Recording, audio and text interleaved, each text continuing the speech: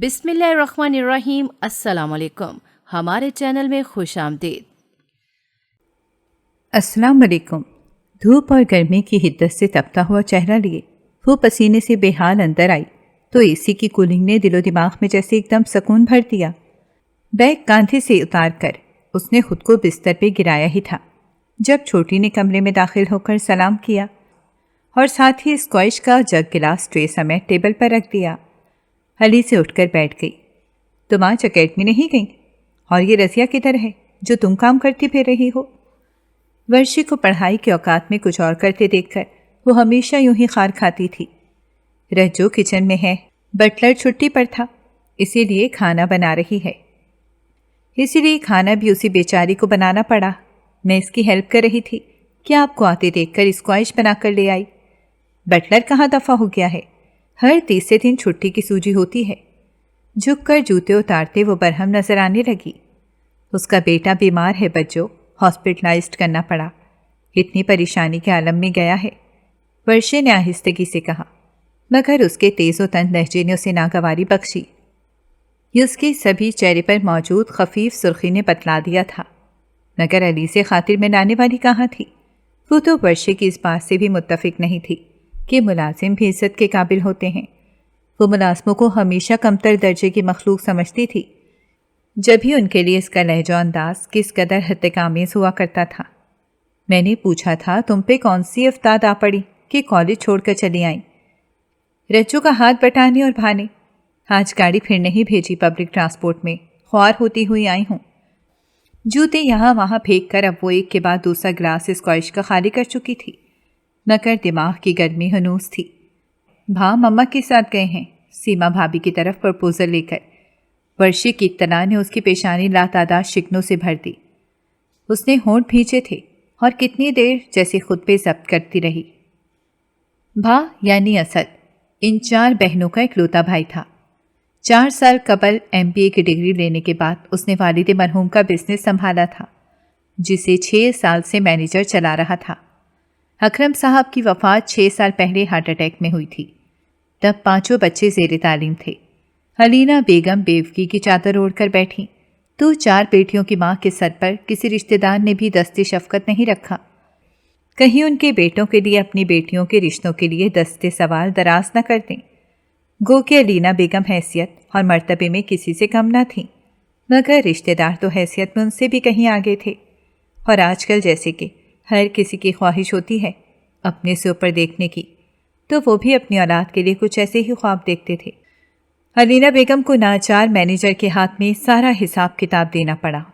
اسد تعلیم کے ساتھ کبھی کبھار آفس کا بھی چکر لگا لیتا۔ کچھ مینیجر بھی خدا خوف انسان تھا۔ یوں کڑا وقت نکل گیا تھا۔ زندگی بہت زیادہ پرسکون نہ سہی، مگر مطمئن ضرور تھی۔ مگر یہ اطمینان اس وقت جاتا رہا جب اسد کو اپنے آفس کی ہی ایک ورکر پسند آ گئی۔ وہ قبول صورت سیما کی اداؤں کے جال میں ایسا پھنسا کہ شادی پہ اتاولا ہونے لگا۔ حلینا بیگم کو سیما کچھ خاص پسند نہیں آئی تھی، تو وجہ اس کی شکل صورت اور بیک گراؤنڈ عام ہونا نہیں تھا۔ وہ بھانپ گئی تھیں۔ سیما جیسی لڑکیاں گھر بسانے والی نہیں ہوتیں۔ اپنی اداؤں سے بلا تفریق ہر مرد کو متاثر کرنے والی لڑکی کو وہ بطور بہو قبول نہیں کر سکتی تھیں، مگر اسد کے سر پر تو جیسے عشق کا بھوت سوار ہو چکا تھا۔ ناچار حلینا بیگم کو ہتھیار ڈالنے پڑے اور بیٹے کی خواہش کے مطابق سیما کا پرپوزل لے جانا پڑا۔ وہاں انکار کس کو تھا؟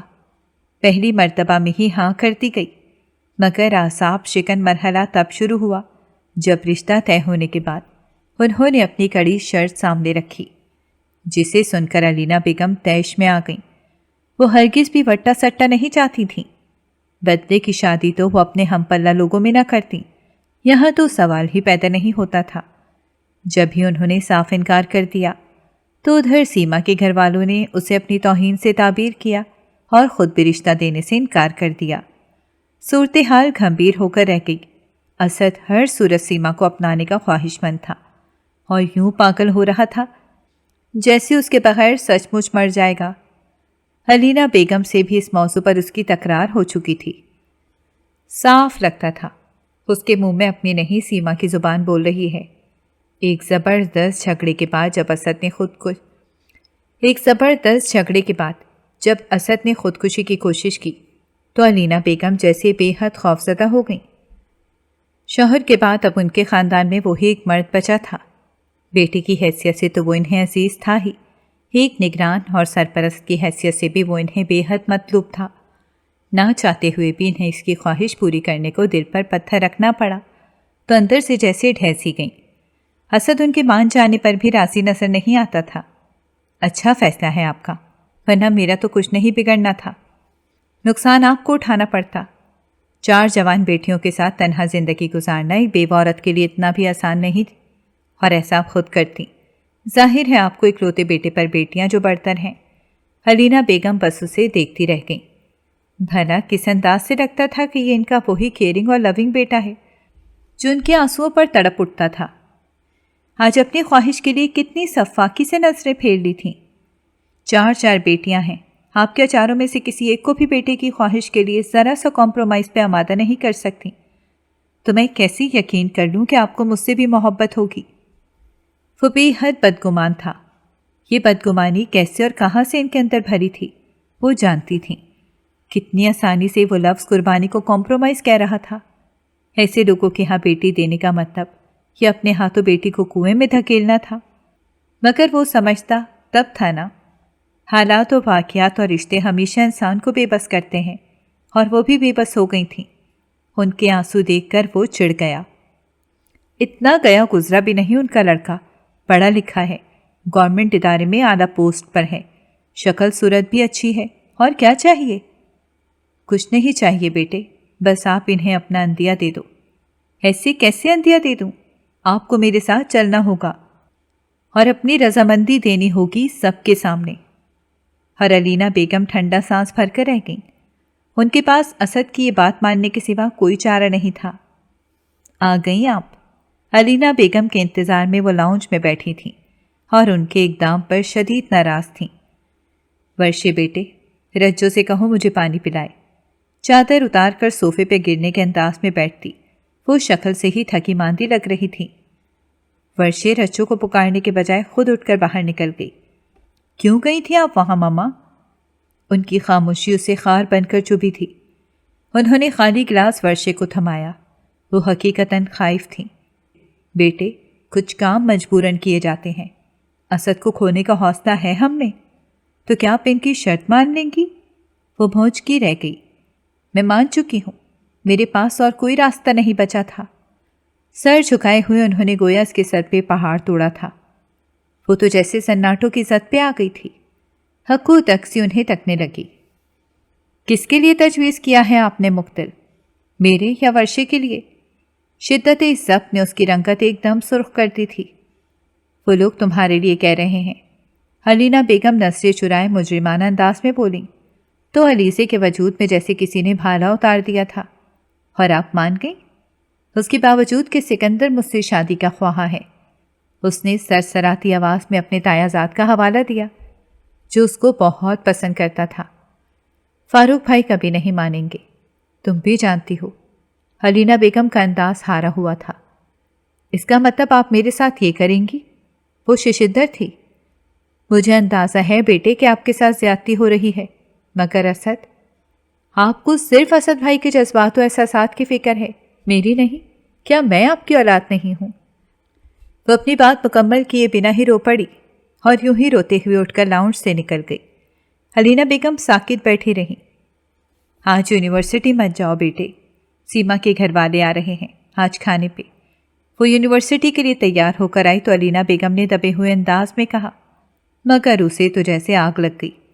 تو سیما کے گھر والوں سے میرا کیا تعلق کہ میں ان کے اعزاز میں گھر بیٹھ جاؤں؟ اس کے بلند لہجے میں گستاخی اور بدتمیزی کا بہت واضح عنصر تھا۔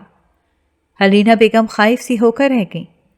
تمہیں بتایا تو تھا کہ میں نے ہاں کر دی ہے، وہ لوگ آج تمہاری رسم کرنے آئیں گے۔ کچھ دیر بعد خود کو سنبھال کر انہوں نے جیسے بلی تھیلے سے نکالی اور علیزے کے سر پر آسمان ٹوٹ پڑا۔ واٹ؟ وہ چیخی۔ مجھ سے پوچھے بغیر آپ نے یہ سب کر لیا؟ ماما، میں کوئی بھیڑ بکری نہیں۔ اس کے لہجے میں سانپ کی پھنکار تھی۔ علینا بھی سر جھکائے بیٹھی رہیں۔ سب کی کوشش میں ان کا چہرہ سرخ ہو رہا تھا۔ वर्षे तो इनके आंसू देखकर मुस्तरिब हो गई। बच्चों प्लीज़ कंट्रोल योर सेल्फ। वर्षे के टोकने पर अलीज़ा ने खा जाने वाली नज़रों से उसे देखा। शट अप, ये तुम्हारा नहीं मेरा मामला है, तुम खामोश बैठी रहो। आई एम सॉरी बच्चों, ये सिर्फ आपका नहीं मम्मा का भी मामला है, प्लीज़ समझें। वो आप और भाग के दरमियान किस तरह फंसी हुई हैं, एहसास है आपको? इन्हें सिर्फ भा अजीज़ है और मैं बता रही हूँ मेरे भा की खातिर भेंट चढ़ने का कोई इरादा नहीं है। भा जो करना चाहते हैं कर लें। खुदकुशी की धमकी देना और ख़ुदकुशी कर लेना दोनों अलग बातें हैं, जबकि हकीकत में दुनिया और ख्वाहिशात से दस्तबरदार हो जाना बिल्कुल अलग बात है। मैं सब जानती हूँ ये सारे असबाब किसके पढ़ाए हुए हैं। वो सिर्फ हमें ब्लैकमेल कर रहे हैं। आप असर ना लें, कुछ नहीं होगा, डोंट यू वरी। मशवरे से नवाज कर वो चलती बनी। अलीना बेगम की आंखों से गिरने वाले आंसुओं में शिद्दत आ गई तो वर्षे ने उठकर उन्हें साथ लगा लिया। आप परेशान ना हो मम्मा, सब ठीक हो जाएगा। कुछ ठीक नहीं होगा बेटे, कुछ ठीक नहीं होगा। असद को मेरा कुछ एहसास है ना शायद अलीज़े को। ये दोनों मुझे टॉर्चर कर रहे हैं। मैं माँ हूँ, मुझे दोनों अजीज़ हैं, मगर ये समझते नहीं मैं किसका साथ दूँ। वो मरने की धमकी देता है, ये राज़ी नहीं। अलीज़े अगर मान जाए तो इसकी ज़िंदगी में फिर भी भलाई लाई जा सकती है। लड़के से मिली हूँ मैं, अपनी फैमिली से बिल्कुल मुख्तलिफ लगा है मुझे, सोबर और बावकार। हम इसका लाइफस्टाइल चेंज कर दें तो। वो थक कर चुप हो गई। वर्षे उनका सर थपकती रही थी। तुम इसे समझाना बेटे, वो मान जाए। असद ने तो कोई रास्ता खुला छोड़ा ही नहीं है। कुछ देर बाद वो फिर बोली तो आवाज़ आंसुओं की नमी से भीगी हुई थी। वर्षे ने आहिस्तगी से ढारस के अंदाज में इनके हाथ पे अपना हाथ रख दिया। ये चाय पी ले बच्चों। वो समिया और अरीबा पर बरस रही थी जो टीवी के आगे बैठी थी। पढ़ाई फरामोश करके टीवी देखना अलीज़े के नज़दीक नाकाबिले माफ़ी जुर्म था। जब ही दोनों कठेरे में थीं, जब वर्षे ने मदाखलत करके गोया इनकी जान बख्शी की अपनी से कोशिश की। तुम दोनों जाओ यहाँ से। वर्षे ने सहमी हुई समिया और अरीबा को वहाँ से हटाना चाहा तो अलीज़े ने खा जाने वाली नज़रों से इन्हें घूरा। वो दोनों मज़ीद सहम गईं। ओह वो बच्चों, जाने दें है, फ़िलहाल मुझे आपसे कुछ बात करनी है। वर्षे ने आजिज़ होकर कहा तो वो कदरे चौंकी। क्या बात? उसका जैसे माथा ठनका था। वर्षे ने पहले दोनों को वहाँ से भेजा, फिर उसकी सिमत मुतवज्जा हुई। क्या सोचा है आपने? किस बारे में? उसकी तेवरियाँ चढ़ने लगीं। उमर दराज साहब के बारे में। वर्षे का लहजा खफीफ से मुस्कुराहट समेट लाया था। उसके तेवर बिगड़ने लगे। कौन उमर दराज साहब? बस जो सीमा भाभी के भाई, जिनका प्रपोज़ल आया है आपके लिए।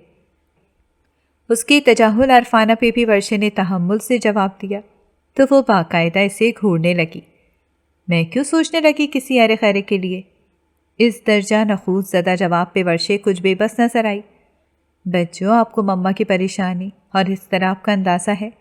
वो रातों को सो नहीं पा रही हैं। उसके आजिज़ होकर कहने पे अलीज़े एक झटके से उठकर खड़ी हुई।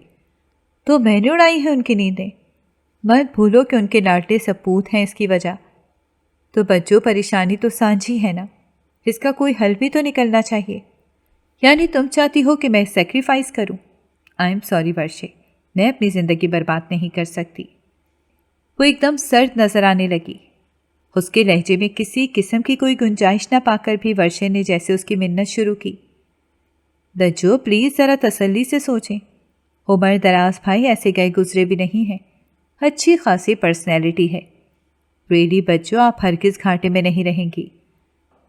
मम्मा कह रही हैं कि वो फाइनेंशियली भी सपोर्ट करेंगे। और जस्ट शट अप वर्षे, शट अप। अगर मम्मा को ये सेक्रीफाइस कराना है या दामाद के नाम पे कोई काट का उल्लू पैसे से ख़रीदना है तो वो मेरी बजाय तुमसे कांटेक्ट करें, क्योंकि मैं ना तो बेखैरत हूँ और ना बेहिस। वो गुस्से की ज़्यादती से बोलने पे आई तो रुकने का नाम नहीं लिया, यहाँ तक कि उसे वर्षे का धुआं होता चेहरा भी नज़र नहीं आ रहा था। वो गुस्से में लाल भभू का चेहरा लिए वर्षे के कमरे में आई थी। एक धमाके से दरवाज़ा बंद होने की आवाज़ पे वर्षे ने, जो किसी किताब के मुताले में महू थी, चौंक कर मुतवज्जा हुई। तुम्हारा दिमाग ठीक है? वो इसके सर पे पहुँच कर खुर्राई।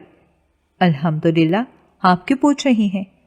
ورشے کے سکون اور اطمینان میں ہرگز فرق نہیں آیا تھا۔ میں تمہارا سر پھاڑ دوں گی ورشے، اپنے الفاظ واپس لو۔ ورشے کی مسکراہٹ نے گویا جلتی پر تیل کا کام کیا۔ کون سے الفاظ؟ ورشے نے بے نیاسی سے بھووں کو چکایا۔ یہی کہ تم عمر دراز سے شادی کرو گی۔ میں تمہیں یہ بےہودہ قدم نہیں اٹھانے دوں گی۔ وہ سلگی۔ اس میں بےہودگی کیا ہے؟ شادی تو ایک دن ہونا تھی نا، ذرا جلدی صحیح۔ ورشے ایک دم سنجیدہ نظر آنے لگی۔ حلیزے نے دانت کچکچائے۔ تم میری ضد میں کر رہی ہو نا یہ سب کچھ؟ ایسی بات نہیں ہے بچوں۔ پھر کیوں کر رہی ہو؟ وہ جیسی روحان سی ہونے لگی۔ ہماری فیملی اس وقت سخت کرائسس سے گزر رہی ہے۔ مما بہت ٹینسڈ ہیں۔ اس مسئلے کا یہی حل ہے بچوں، یعنی تم ہی قربانی دو گی۔ اس کا لہجہ طنزیہ ہو گیا۔ میری سوچ آپ سے مختلف ہے بچوں۔ میں یہ مما کی محبت میں کروں گی۔ آپ سمجھ لیں کہ میں انہیں یوں پریشان نہیں دیکھ سکتی۔ پھر آپ نے صحیح کہا تھا، آپ ہی کیوں، میں کیوں نہیں؟ وہ ذرا سا ہنسی۔ اپنی عمر دیکھی ہے تم نے؟ وہ جو ہونٹ بھینچے اس کی بات سن رہی تھی، کس قدر درشتی سے بولی۔ 19 سال کی ہوں، شادی کے لیے ٹھیک ہے۔ ورشے کے اطمینان میں ذرا فرق نہیں آیا تو وہ جھنجھلانے لگی۔ اس کی عمر دیکھی ہے؟ کم از کم بھی 30-32 کا ہوگا۔ اتنا زیادہ فرق تو نہیں ہے بچوں، چلتا ہے۔ ورشے کے جواب نے اس کی آنکھوں کی جلن بڑھا دی۔ وہ ایک دم رخ پھیر گئی۔ میں تمہیں ایسا نہیں کرنے دوں گی ورشے، تم ابھی بچی ہو، تم اس امتحان سے نہیں گزر سکتی۔ وہ بولی تو اس کی آواز بھیگ رہی تھی۔ بچوں، ہمیں مما کو بھی تو اکیلے نہیں چھوڑنا پریشانی میں۔ پاپا کے بعد مما کو کھونے کا حوصلہ نہیں مجھ میں۔ اور جتنا ٹینس کر رکھا ہے نا بھا نے انہیں، جتنا پریشرائز کیا ہوا ہے، مجھے لگ رہا ہے اگر اس مسئلے کا حل نہ نکلا تو مما کو لازماً کچھ ہو جائے گا۔ بچوں، بھا کو پرواہ نہیں ہے شاید، اس لیے کہ لڑکے فطرتاً کچھ سخت دل اور بے حس ہوتے ہیں، مگر ایک بیٹی کو یہ زیب نہیں دیتا کہ وہ ماں کی پریشانی سے خود کو دانستہ الگ کر لے۔ میں ایسا نہیں کر سکتی بچوں۔ وہ اس سے لپٹ کر سسک اٹھی۔ گو کہ اس نے اپنی بات کی تھی، اپنا حوالہ دیا تھا، مگر علیزے کو لگا دانستگی میں اس نے علیزے کو جھنجھوڑا ہے۔ وہ ایک دم سن کھڑی رہ گئی۔ مما سے کہنا مجھے کوئی اعتراض نہیں ہے، شادی تمہاری نہیں عمر دراز سے میری ہوگی، بتا دینا مما کو۔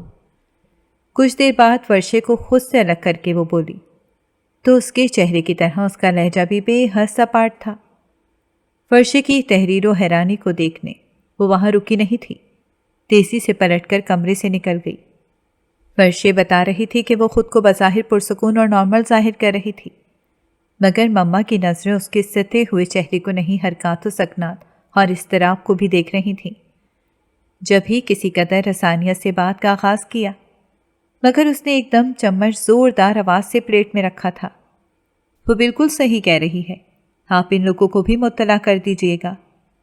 بیٹے، مجھے آپ سے یہی کہنا تھا کہ آپ جو قدم جذباتیت میں اٹھا رہی ہیں وہ ٹھیک نہیں ہے، اور جو ورشے کر رہی ہے وہ ٹھیک کر رہی ہے۔ وہ گہرے طنز سے بولی تو مما نے اسے بغور دیکھا۔ میں نے ہرگز اسے فورس نہیں کیا، وہ اپنی خوشی سے کر رہی ہے تو سمجھوتا بھی خوشی سے کرے گی۔ اگر کوئی خوشی سے نہر میں چھلانگ لگائے تو اسے لگانے دینی چاہیے۔ اس کے لہجے کی کاٹ نے مما کو 2 لخت کر دیا تھا۔ کچھ دیر وہ کچھ بول نہیں پائیں۔ آپ یہ سب جذباتیت اور ناراضگی میں کر رہی ہیں، اور ناراضگی میں اٹھائے جانے والے قدم دانستہ بربادی کی طرف جاتے ہیں۔ آپ سکندر کو پسند کرتی ہیں، آپ کی شادی ہم سکندر سے کریں گے۔ مجھے نہیں کرنی کسی سکندر وکندر سے شادی، بس میں نے جو کہہ دیا سو کہہ دیا۔ میں ہرگز ورشے کو تباہ ہوتے نہیں دیکھ سکتی۔ وہ دبے ہوئے لہجے میں چیخ پڑی، خود کو تباہ کر لو گی؟ مما نے اس کی آنکھوں میں جھانکا۔ ان کے لہجے میں عجیب سی بے چینی تھی۔ مجبوری ہے، وہ زہر خند لہجے میں بولی تو مما نے ہونٹ بھینچ لیے تھے۔ بات کے مرحلے بہت تیزی سے طے ہوئے تھے۔ اس نے کسی قسم کی تیاری میں حصہ نہیں ڈالا، اسی روٹین کے مطابق یونیورسٹی جاتی رہی۔ اس کے تاثرات کو دیکھتے ہوئے ورشے کو اس سے کسی قسم کی بھی بات کرنے کی جرت نہیں ہو سکی تھی۔ شادی کی ہر تقریب بہترین تھی، माइयों उपटन मेहंदी। असद ने हर रस्म पे दिल खोल कर पैसा बहाया था। यूँ तो हर तकरीब में ही वो प्यारी लगी थी, मगर मेहंदी की रात तो इस पर कुछ ऐसा टूट के निखार आया था कि उस पे उठने वाली हर निगाह कुछ लम्हे को ठिठक कर थम जाती थी। रस्म के बाद अर्शे से कमरे में लेकर आई, तब भी वो बेहद खामोश और किसी हद तक गुमसुम सी नजर आई थी। आंखों की गहराई में कुछ आंसुओं की भी नमी थी, जबकि आंखों की चमक कुछ और बढ़ गई थी। उमर भाई बहुत डिसेंट है बच्चों, मुझे यकीन है कि आप इनके साथ खुश रहेंगी। अभी आपके हाथों पैरों पे मेहंदी लगेगी, जागना पड़ेगा, तो चाय बना के लाएं। वर्षे ने बात बदल दी थी। वो मना करते करते सर में उठती दर्द की टीसों की वजह से रुक सी गई। हाँ, मगर बहुत स्ट्रांग बनाना। और सुनो, मेहंदी नहीं लगवानी मुझे, तबीयत ठीक नहीं है, बस आराम करूंगी। मगर बच्चों, वर्षे परेशान हुई तो उसने इसे टोक दिया। मेहंदी से ज़्यादा लड़की की रजामंदी ज़रूरी होती है वर्षे। जब उसके बगैर शादी हो सकती है तो फिर यूँ भी हो जाएगी। उसका लहजा बेहद सर्द था। वर्षे की रंगत मुतगय्यर होने लगी। मगर बच्चों, आपकी रजामंदी से। हाँ, रजामंदी। वो तलखी से हंसी। मैं दिल की रजा की बात कर रही थी। खैर, तुम चाय ला दो और साथ पेन किलर भी। उसकी आवाज़ भुराने लगी। चपी होंठ भींच लिए। वर्षे भीगती आंखें पूछती तेजी से पलट गई। अलीसे ने एक सर दाह भरकर सर तकिए पे रख के जलती आंखें मूंद दी। बहुत तवील सफ़र था जो उसने तय किया था, और इससे कहीं बढ़कर सबर आजमा गाड़ी लाहौर के कदीम इलाके भाई गेट से भी आगे 1 घंटे तक सफ़र करती रही थी। एक तारीख और गंदी गलियां जो पेश दर पेश थीं। बच्चों के टोले का शोर उसकी तबीयत कमतर करता रहा था, जो गाड़ी के साथ साथ कब से ताक़ुब में थे। भारी लिबास और जेवरात के बोझ से उसकी कमर झुकी जा रही थी। वो बहुत थक गई थी, बैठ बैठ कर भी और रो रो के भी। आज इसकी उम्र दराज के साथ निकाह के बाद रुखसती थी। गाड़ी के अंदर सन्नाटा था। बस कभी कभार झंझलाते हुए ड्राइवर की बड़बड़ाहट, तो कभी उसके मुकाबिल बैठी उसकी सास की लान तान सुनाई देती, जो वो मोहल्ले के बच्चों की शान में बुलंद आवाज से करती थी, जो उसे अम्मा खैरन कहकर छेड़ रहे थे। और उसकी सास तैश और झंझलाहट में ही गालियां देने लगती। खुदा खुदा करके गाड़ी एक जगह रुकी। सास साहिबा ने अलीसे के ऊपर उड़ाई चादर का लंबा सा घूंघट निकाल दिया। वो जुज़बुज़ तो हुई, मगर कुछ बोली नहीं। आस पास शोर बढ़ गया था, औरतों की आवाज़ें जिनमें हंसी भी शामिल थी, बच्चों के रोने की आवाज़ें फिज़ा में फूटते पटाखों में दब गईं। उसे गाड़ी से निकाला गया। बंदों की तरह खुद को बेबस महसूस करने लगी। मौत से दोनों अतराफ से घेर लिया गया। मूवी की फ्लैश लाइट उसकी दबीज चादर के घूंघट से घुसकर उसकी आंखें चुंधियाने लगी। वे उमर, 40 के साथ साथ चल, तुझे किस बात की आखिर आई हुई है? सब्र से काम ले, दुल्हन तो तुझे अभी 2-3 घंटे नहीं मिलने वाली, जितनी मर्जी फुर्ती दिखा ले, किसी शोख मिजाज खातून ने ठट्टा लगाकर कहा। फिर हर तरफ खीखी शुरू हो गई। हंसी, ठठोल और मजाक का एक सिलसिला चल निकला। अलीसे का दिल घबराने लगा। अलीसे को ऐन सहन में एक कुर्सी पर बिठाने के बाद उसकी चादर उतार दी गई। किसी ने उसका मेकअप संवारा था। सस्ते सेंट पर पसीने की मिली जुली लिपटें। अलीसे को उपकाइयाँ सी आने लगीं। खैरन खाला, तेरी नूर तो भी बड़ी मजाजा वाली है, मेकअप संवारने वाली मोटी दरमियानी उम्र की लड़की ने अपनी पाटदार आवाज में तबसरा किया। अलीसे के चेहरे पे बेजारी और नागवारी को पाकर किस कदर जुस्बुस हुई थी। हाँ भाई, नखरे क्यों ना हो, आखिर ऊंचे घर की रहने वाली है। किसी और ने जले दिल का फोला फोड़ा था। अलीसे साकित रह गई। उसे समझ नहीं आई इस मौके पर उसे क्या करना चाहिए। कुछ रस्में अदा की गईं, फिर उसे छत पर बने कमरे में पहुंचा दिया गया, जो रेशमी रंगीन फूलों और बरखी कमकमों से सजा हुआ था। कमरे में ताज़ा चूने की खुशबू अंदर दाखिल होने पर उसकी नाक में घुसी थी। उसके जहेज का कीमती फर्नीचर छोटे से कमरे में पूरी तरह से ठूंसने की कोशिश की गई थी। उसका दिल कुछ कम जलकर खाक छोटे से कमरे में पूरी तरह से खोलने के नहीं हुआ था, और भी बेजारी और दुख से लबरेज लबरेज हो गया। भाभी, आप आराम करें, मैं उमर भाई को भेजती हूँ। ویسے کچھ کھانا پینا ہے تو مجھے بھی بتا دیں، مہمانوں نے سب چٹ کر جانا ہے جو اسے سہارا دے کر یہاں لائی تھی، کچھ مثبت میں بولی تو علیزے نے فی الفور سر کو نفی میں ہلا دیا۔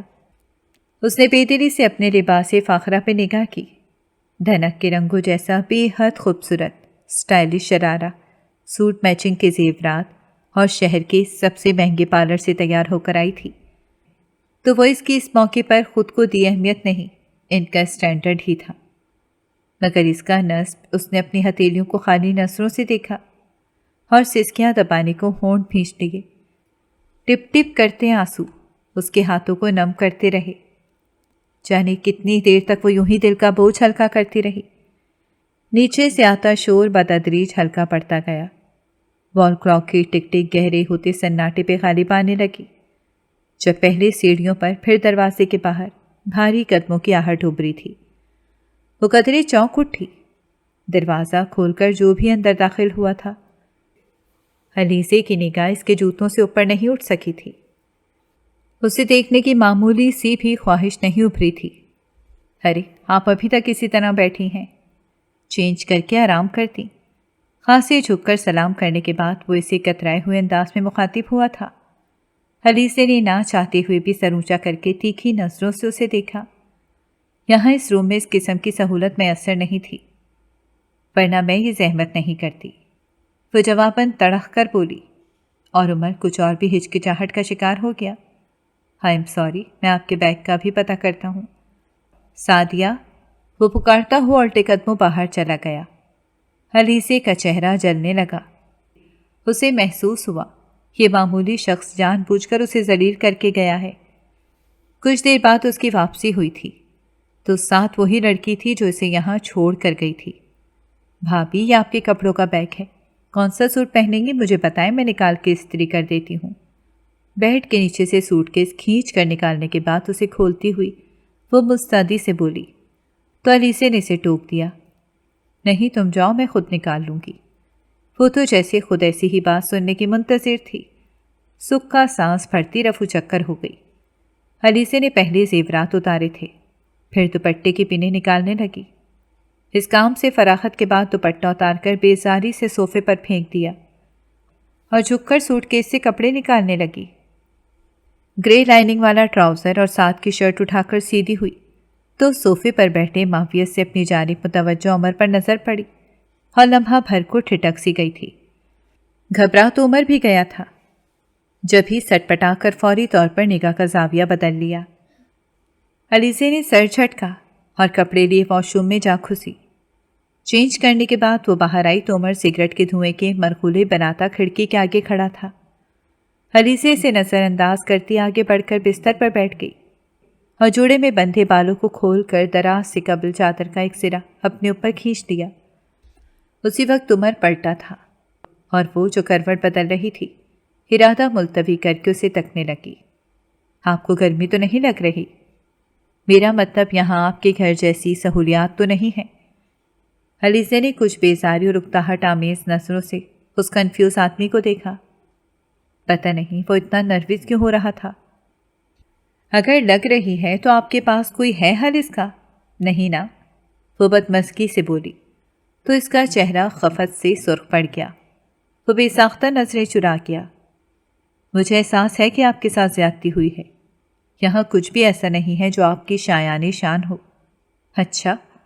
وہ گہرے طنز سے ہنسی، پھر زہر خند لہجے میں بولی، اگر اتنا احساس تھا میرا تو پھر نہ کرتے یہ شادی۔ اس کے اعصاب چیخ اٹھے تھے، غصہ دماغ میں ٹھوکرے مارنے لگا۔ احساس زیادہ کچھ اور گہرا محسوس ہونے لگا۔ اس کے گھورنے پر عمر کچھ خائف سا ہو گیا۔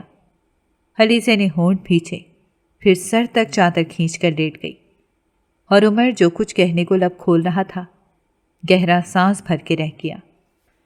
ساری رات گرمی جس کی وجہ سے وہ سو نہیں سکی تھی، صبح لائٹ بھی کچھ ٹکی تھی، شاید اسی وجہ سے اس کی آنکھ لگ گئی۔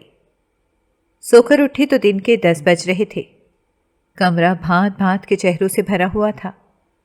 وہ بیزاری سے اٹھ بیٹھی۔ اتنی دیر تک سوتی ہو؟ نہا دھو تو لینا تھا، رحمت کے فرشتے پاس نہیں آتے، کسی بیاتر نے نصیحت کی۔ پھر جیسے ہی یہ موضوع چھڑ گیا۔ گزشتہ شب کے حوالے سے مذاقی شوخیاں اور چٹکلے۔ اس کے چہرے کا تناؤ بڑھنے لگا۔ بھیجے ہوئے ہونٹوں کے ساتھ اس نے کسی شناسا چہرے کی تلاش میں نگاہ دوڑائی تو چھوٹی نند سادیوں سے میز پہ چڑھی ہوئی نظر آئی۔ ہاں جی بھابھی۔ اس کی نگاہوں کا مرکز خود کو پا کر وہ بڑی مدبر سی نزدیک آئی۔ مجھے بات دینا ہے، میرے لیے کپڑے نکال دو۔ ان جاہل عورتوں کی رنگ برنگی باتیں سننے سے بہتر اس نے یہی سمجھا تھا، ورنہ رات ایسا کچھ قابل ذکر نہیں تھا کہ یہ اہتمام کیا جاتا۔ عجب چھیپو سا شخص تھا۔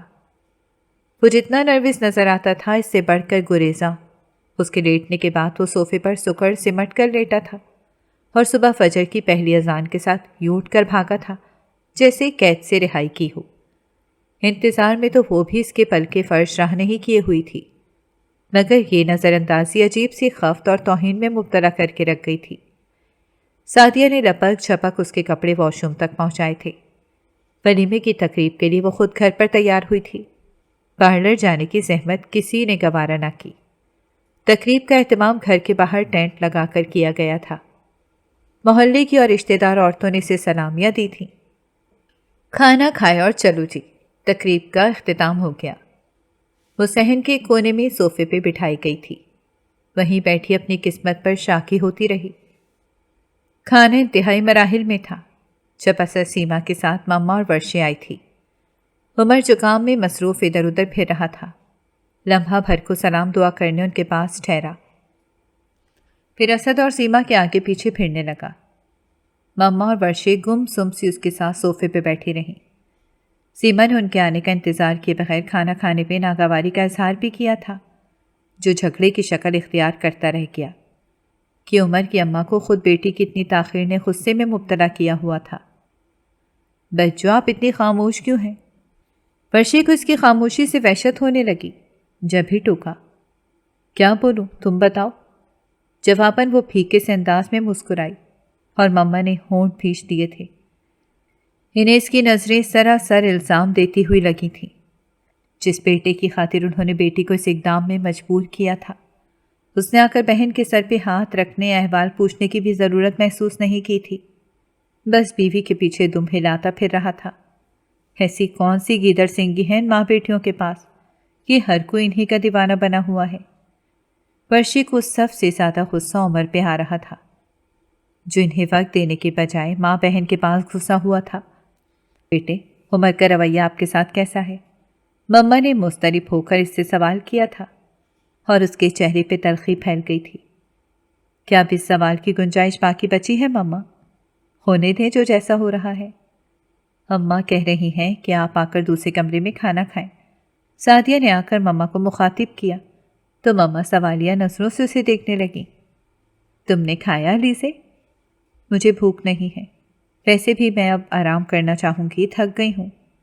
اس کی بے اعتنائی کے مظاہرے پر مما خاموش کی خاموش رہ گئی۔ صحن میں اب اکا دکا مہمان تھے، زیادہ تر کمروں میں گھسے واپسی کی تیاری میں تھے۔ علیزے اٹھ کر سیڑھیوں کی جانب بڑھ گئی۔ وہ واقعی بہت تھک گئی تھی۔ کیوں لے کر جانا چاہ رہے ہو تم اسے اپنے ساتھ؟ اس کا سر درد سے پھٹ رہا تھا۔ چائے بنانے کے خیال سے وہ سیڑھیاں اتر کر نیچے آئی تو کمرے سے آتی اماں کو خسیلی آواز پہ ٹھٹک سی گئی۔ اب پتہ نہیں وہ کس سے جھگڑا کر رہی تھیں۔ بیوی ہے وہ میری، لے جا سکتا ہوں۔ اماں یہاں وہ اکیلی کیا کرے گی؟ عمر کی مدھم مگر خالف آواز نے اس کے اٹھتے قدم زمین میں گاڑ دیے۔ کل اس کی چھٹیاں ختم ہو رہی تھیں اور اسے واپس ڈیوٹی پر جانا تھا۔ یہ بات تو علیزے کے بھی علم میں تھی کہ وہ کسی اور شہر میں جاب کرتا ہے، مگر وہ اسے ساتھ لے جانے پر کیوں اپنی ماں سے لڑ رہا تھا، جبکہ اس کے خیال میں اس نے عمر کو ایسی کوئی آس نہیں دلائی تھی کہ وہ ایسا کوئی ایکشن لیتا، بلکہ وہ تو اسے مخاطب بھی نہیں کرتی تھی۔ حالانکہ سیما کی ولیمے کے دن کی بدتمیزی اور جھگڑے پہ عمر نے اس سے سیما کی طرف سے خود معذرت کی تھی۔ اکیلی کیوں؟ ہم سب کو مرا ہوا سمجھ لیا تم نے، یا پھر ماں بہنوں پر اعتماد نہیں رہا؟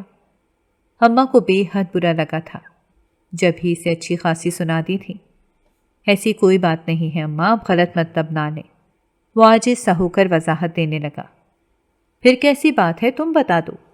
حد ہوتی ہے عمر، شادی مکمل ہوتے ہی تمہارے تو رنگ ڈھنگ ہی بدل گئے۔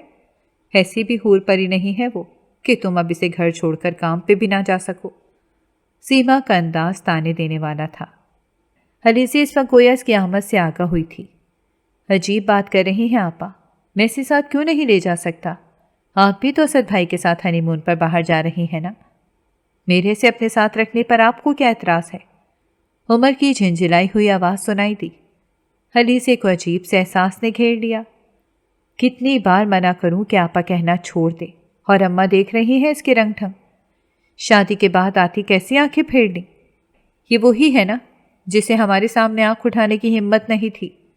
ساری اس گھنی میسنی کی پڑھائی ہوئی پٹیاں ہیں۔ سیما نے پہلے سے جھاڑا تھا، پھر جیسے اماں سے سادہ شکایت کرنے لگی۔ پھر بیٹی کی ہمدردی میں اماں بھی اس کے ساتھ شامل ہو کر عمر کو لتاڑنے لگیں۔ عمر کی وقفے سے مگر منمنائی ہوئی آواز آئی تھی۔ وہ بیزار سی ہو کر واپس پلٹ گئی۔ ان چند دنوں میں وہ یہ اندازہ تو بخوبی لگا چکی تھی کہ عمر کے گھر میں حیثیت کتنی سانوی تھی۔ کس بات پہ جھگڑا ہو رہا تھا اماں سے؟ کچھ دیر بعد وہ اوپر کمرے میں آیا تو علیزے نے کڑے لہجے میں استفسار کیا تھا۔ وہ چونک سا گیا۔ کچھ نہیں، بس مجھے ساتھ لے جانا چاہتے ہیں۔ اٹھ کر اس کے نزدیک آ گئی۔ عمر نے ایک نظر اسے دیکھا، پھر خف سے سر کو اس بات میں ہلایا۔ کیوں؟ مجھ سے پوچھے بغیر اس بات پہ الجھنے کی کیا ضرورت تھی؟ اس کے روکھے انداز پر عمر کی آنکھوں میں تحیر امنڈ آیا۔ آپ نہیں جانا چاہتی میرے ساتھ؟ بالکل نہیں، میرا فائنل ایئر ہے، سو مجھے اپنی تعلیم مکمل کرنی ہے۔ اس نے خشک لہجے میں گویا اطلاع دی۔ میں مائگریٹ کروا لوں گا آپ کا۔ عمر کی بات پہ علیزے کے اعصاب کو جھٹکا لگا۔ اسے پوری آنکھیں کھول کر حیرت سے اسے دیکھا۔ اتنا تردد کرنے کی کوئی وجہ بھی ہونی چاہیے، جبکہ آپ کی ماں بہن کے شک اور بیان کے مطابق نہ میری حسن کا جادو آپ کے سر چڑھا ہے، نہ آپ نے مجھے کوئی بوٹی سنگھائی ہے کہ ہم ایک دوسرے کے بغیر نہ رہ سکیں۔ اس کے آتشی لہجے میں گہرے طنز کی کاٹ تھی۔ عمر ایک دم شرمندہ نظر آنے لگا۔ میرا خیال تھا کہ یہاں آپ اماں اور سیما آپا کے ساتھ ریلیکس نہیں رہ پائیں گی، بس میں آپ کو اس ٹینشن سے بچانے کے لیے ساتھ لے جانا چاہتا تھا۔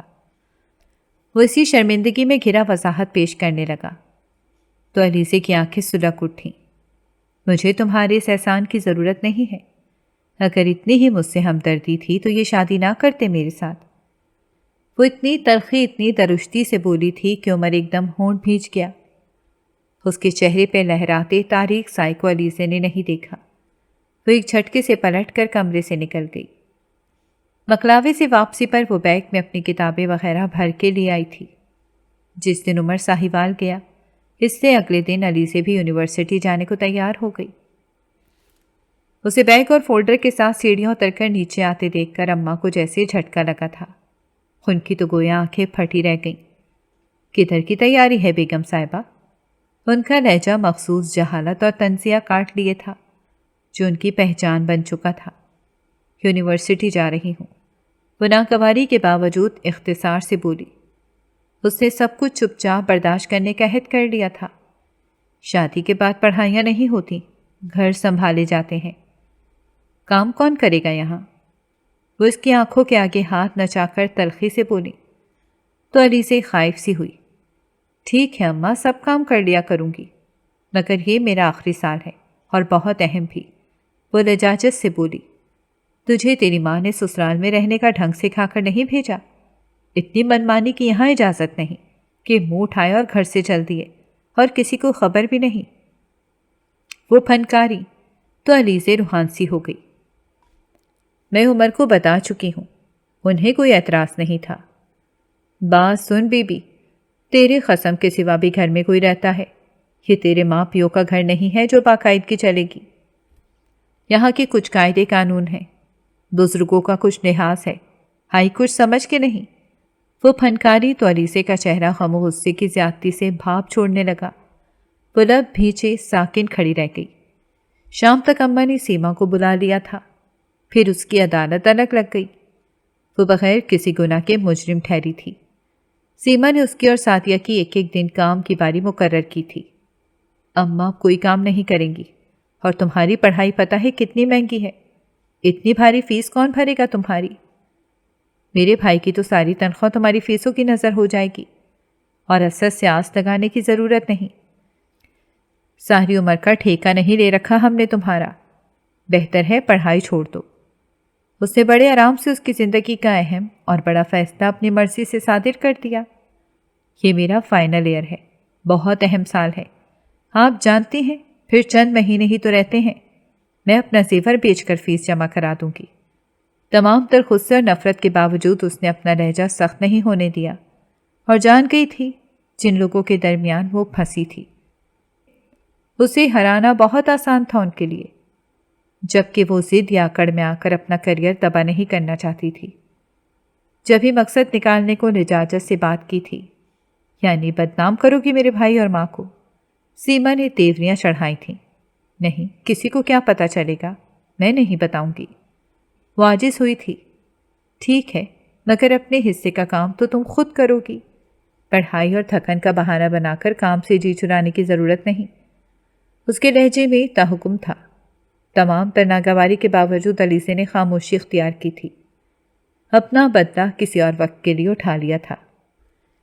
زندگی اس کے لیے ایک دم سے بہت کٹھن ہو کر رہ گئی تھی۔ صبح یونیورسٹی جانے سے قبل سادیوں سے ناشتہ تیار کر دیتی، صفائی بھی وہی کیا کرتی۔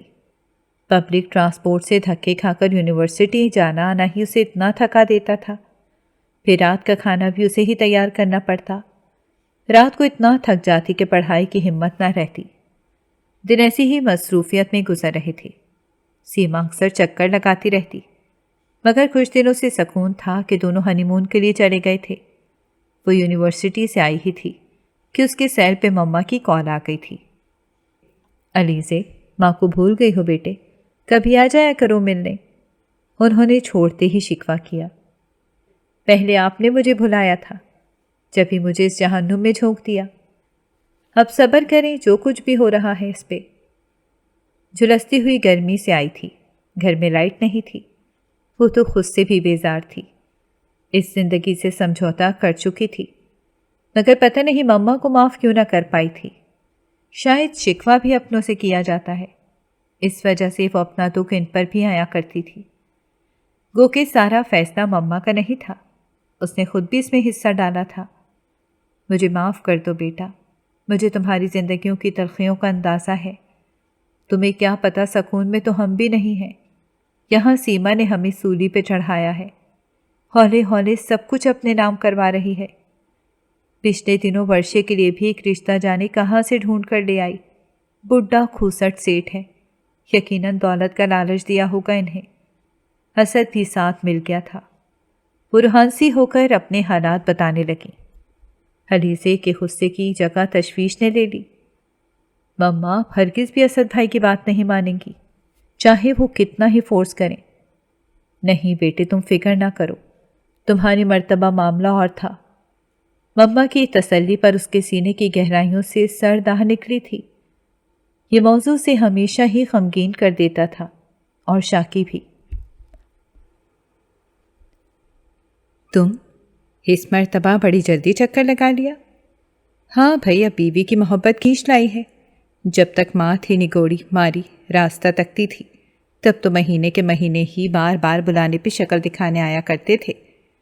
اماں نے اس کا حسب توقع استقبال کیا تھا۔ وہ ٹھنڈی سانس بھر کے رہ گیا۔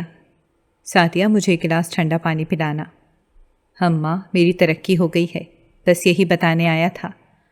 ہاں بھائی، اب اسے بھی بیوی کی خوش بختی کے کھاتے میں ڈال دینا۔ ان کے شکووں کا ایک نیا انبار تھا، گویا وہ کہاں تک وضاحتیں کرتا۔ سعدیہ لپک جھپک ٹھنڈا پانی لے آئی تھی۔ یہ فروٹ اٹھا لو، میں ذرا نہا لوں۔ خالی گلاس ٹیبل پر رکھتے ہوئے وہ اٹھ کھڑا ہوا تو اماں کی تیوری چڑھ گئی۔ بیٹھ جا 2 منٹ ماں کے پاس بھی، کمرے میں تیری ووٹی تیرے انتظار میں نہیں بیٹھی ہوئی ملے گی، تجھے آوارہ گردی کو نکلی ہے۔ کیوں، کہاں گئی ہے؟ عمر نے الجھ کر پہلے انہیں پھر سعدیہ کو دیکھا۔ ان سے تو جواب کی توقع نہیں تھی۔ یونیورسٹی تمہیں نہیں پتہ؟ اب مکر نہ جانا، فون پہ ہمارے خلاف کان بھرتی ہے وہ، جانتی ہوں۔ ایک نیا الزام بڑے دھڑلے سے عائد ہوا تھا۔ وہ اب کی وضاحتیں دیے بغیر کان لپیٹ کر اوپر کمرے میں آ گیا۔ کپڑے نکال کر پہلے غسل کیا، پھر کچھ سستانے کے خیال سے لیٹا ہی تھا کہ اسی وقت لائٹ چلی گئی۔ وہ بیزار سا ہو کر کچھ دیر بیٹھا رہا، پھر کمرے سے باہر آ کر نیچے اترتے ہوئے سعدیہ کو دروازہ بند کرنے کو پکارا تو اس کے بجائے اماں کمرے سے نکلی۔ اب کدھر خوار ہونے جا رہا ہے؟ اسے لینے؟ نہیں، میں ذرا مارکیٹ جا رہا ہوں، UPS لگوانے کا سوچا ہے۔ بڑی بات ہے بھائی، قسمت والی ہے وہ جس کے آتے ہی گھر میں ساری سہولتیں آ رہی ہیں۔ ایک ہم ہے کہ ساری زندگی سے گھر میں سڑتے ہوئے گزار دی۔ خود خریدنے کے بجائے اس کے بھائی کو فون کر وہ لگوا کر دے، ہماری مفت کے پیسے نہیں ہیں جو برباد کرتے پھریں۔ ان کے اعتراضات اور کلکل شروع ہو چکی تھی۔ عمر نے عاجز ہو کر انہیں دیکھا۔ اماں، یہ ہمارے گھر کی چیز ہے، ہم کیوں کسی سے مانگتے پھریں؟ پھر یہ صرف اس کے لیے تو نہیں لگوا رہا؟ ہاں تو اور کس کے لیے لگوا رہا ہے؟ منہ نہ ہی کھلوا میرا، یہ خیال تجھے شادی کے بعد ہی کیوں آیا آخر؟ وہ لڑنے کو تیار تھی۔ عمر ضد ہو کر واپس پلٹ آیا۔ ٹھیک ہے، میں نہیں لگوا رہا، جانے دیں۔ کس قدر غصے سے کہہ کر وہ سیڑھیاں چڑھ کر اوپر چلا گیا تھا۔ اماں کا منہ تر گیا۔ وہ کتنی دیر بڑبڑاتی رہیں۔ 1 گھنٹے بعد لائٹ آئی تو سعدیہ اس کے لیے کھانا لے آئی تھی۔ وہ کسملندی سے اٹھ کر بیٹھ گیا۔ حلیزے کب تک آ جاتی ہے؟ آج ہی دیر ہوئی ہے بھائی، ورنہ اس وقت تک آ جاتی ہیں۔ آج کیوں دیر کر دی؟ فون ہے اس کے پاس؟ اسے فطری تشویش نے آن لیا۔ جی ہے ان کا سیل فون، مگر مجھے نمبر نہیں پتہ۔ سعدیہ کے جواب نے اس پر روز ڈال دی۔ نمبر کا تو اسے بھی نہیں پتہ تھا۔ اچھا ٹھیک ہے، تم جاؤ، وہ کچھ سوچ کر بولا۔ سیل فون نکال کر وہ علیزے کی مما سے استفسار کرنے کا سوچ ہی رہا تھا کہ اس پر بیرونی دروازے پر دستک ہوئی۔ اس نے اٹھ کر کھڑکی سے جھانکا۔